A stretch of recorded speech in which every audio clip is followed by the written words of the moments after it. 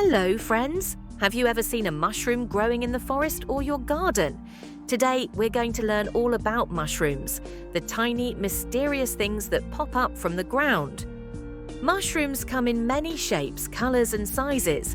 Some are white and round like buttons, some are red with little white spots, some are big and flat like umbrellas.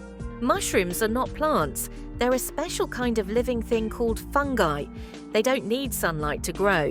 They like dark, damp places like under trees, in the grass, or near old logs. After it rains, mushrooms love to grow. That's because they need moisture and warmth to come out of the ground.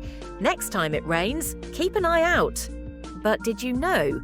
What we see above the ground is just a small part of the mushroom. Underneath, there are tiny white threads called mycelium. They spread through the soil like a secret web.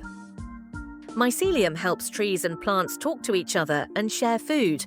Mushrooms are little helpers in the forest, keeping it clean and healthy by breaking down old leaves and logs.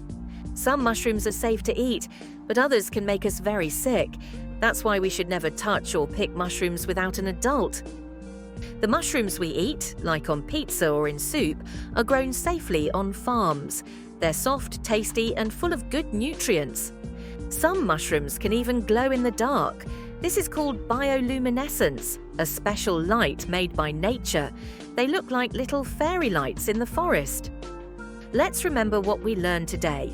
Mushrooms are fungi, not plants. They grow from the ground, but have a big web under the soil. They help the forest stay healthy. Some are safe to eat, but some are dangerous, so always ask an adult. And some even glow at night. Mushrooms are magical and important parts of nature. Next time you go for a walk, look around. You might just find one hiding near your feet.